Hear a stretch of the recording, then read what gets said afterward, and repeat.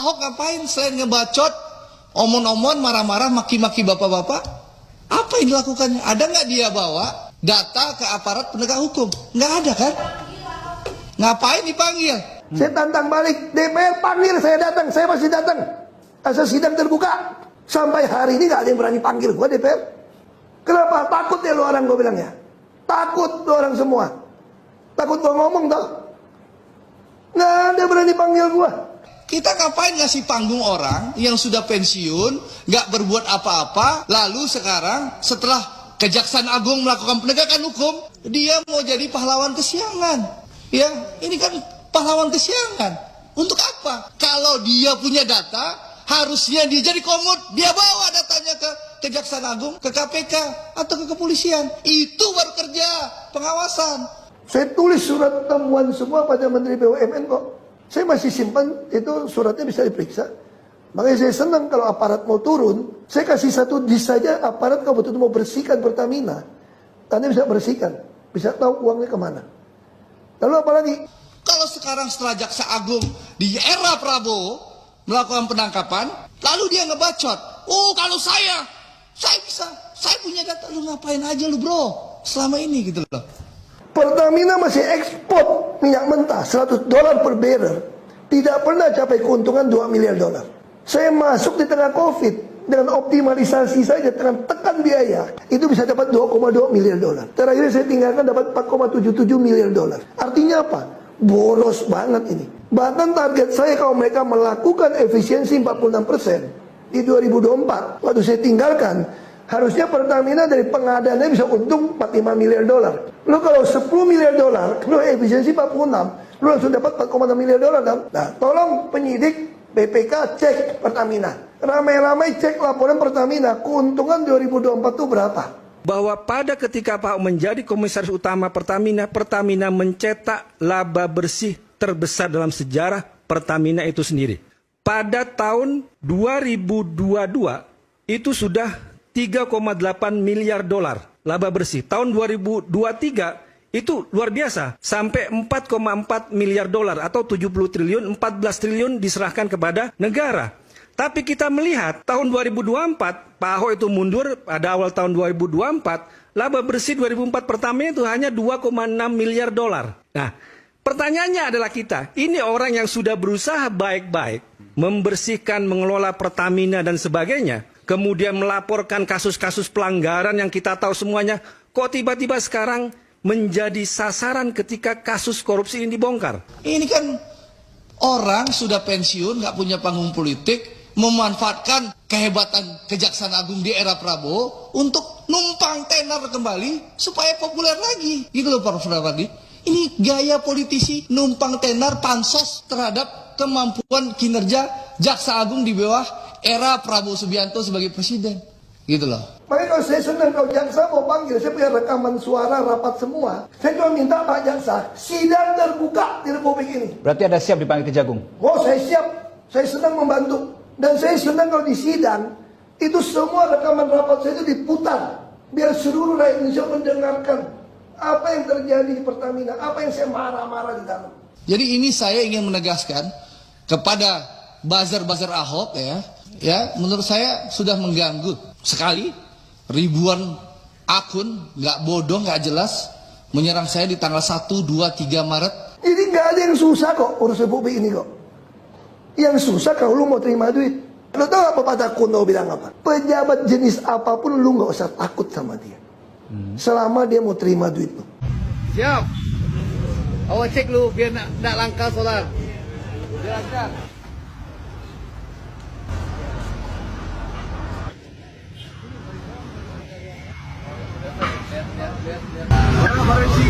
Isi namanya pembangunan satu ya setiap hari mas. Oh bisa. Iya 100.000 bang. 100.000. Pembangunan itu. Operator Bisa saja kalau tidak manusia mana? Manusia bang. Pengawasan dikasih ke operator ini juga. Memang harus ada permen. Perintahin Pak Anies supaya selalu kami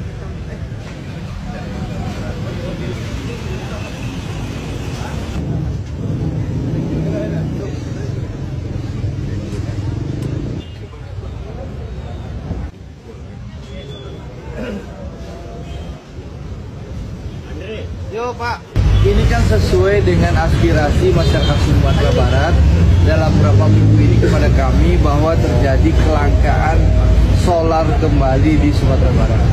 Tentu kami sebagai wakil rakyat yang mewakili Sumatera Barat berkewajiban untuk mencarikan solusi yang terbaik bagi masyarakat Sumatera Barat.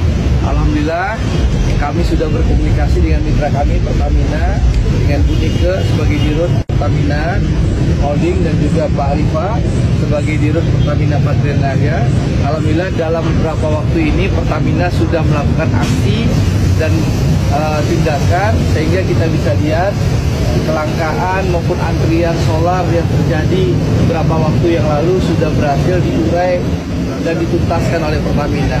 Tentu kami sebagai anggota DPR RI Komisi 6 yang mewakili Sumatera Barat maupun fraksi Gerindra mengucapkan terima kasih terhadap Pertamina, kepada Bu Nike, Dirut Pertamina Holding, Pak Rifa, Dirut Pertamina Patraniaga, Pak Freddy sebagai GM MOR 1 dan juga Pak Naro sebagai Senior Sales Area Manager Pertamina Sumatera Barat yang sudah menampung dan mengeksekusi aspirasi kami sehingga Pertamina melakukan langkah cepat sehingga tidak ada lagi kelangkaan solar di Sumatera Barat. Tentu sekali lagi harapan kami Pak Rifa, jangan sampai ada lagi kelangkaan. Kita memaklumi bahwa saatnya memang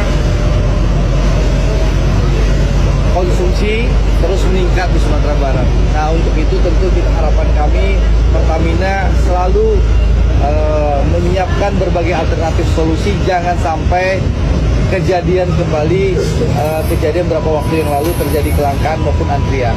Jadi sebagai mitra BUMN kami menindaklanjuti langsung bersama-sama dengan seluruh tim, ada GM Marketing Operational Region 1 Pak Freddy dan juga tim di sini yang terus bahu-membahu sebagai bagian dari apa yang tadi Pak Andre sampaikan, di mana kami juga melihat secara keseluruhan lebih detail per lokasi supaya lokasi dan juga balancing untuk suplai solar ini bisa merata.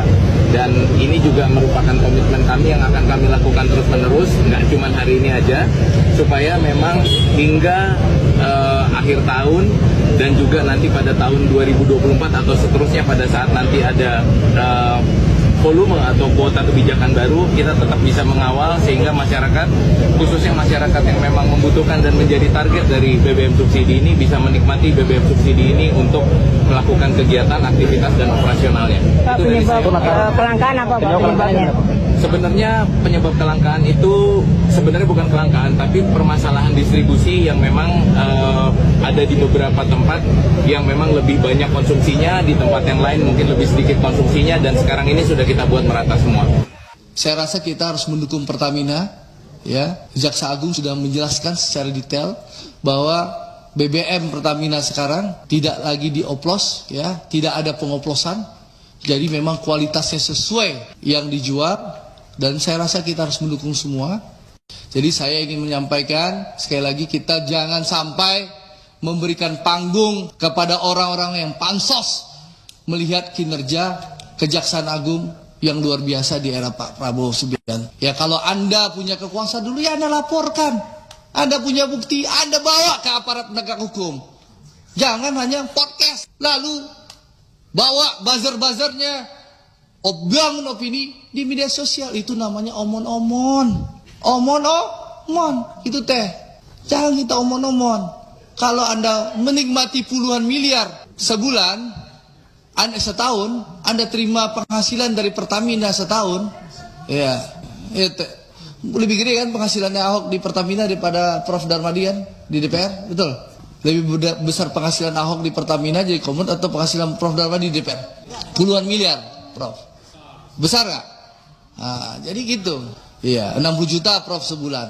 Kalau Ahok miliaran. Jadi menurut saya kita jangan mau terjebak dengan opini orang pansos atas kinerja Kejaksaan Agung. Jadi sekali lagi Pak Simon, saya tunggu roadmapnya dengan teman-teman direksi semua, ya. Mari bekerja keras. Sekali lagi, mari kita bersama-sama benahi Pertamina, dan mudah-mudahan saya berharap di era Pak Simon betul-betul kita bisa wujudkan swasembada energi, supaya juga kita jangan sampai, ya, termakan opini yang tidak sehat, cara-cara yang tidak benar ya dalam berpolitik. Kalau Anda sudah lewat eranya, ya sudahlah, pensiun baik-baik. Ya, kalau Anda punya data, Anda serahkan ke aparat penegak hukum.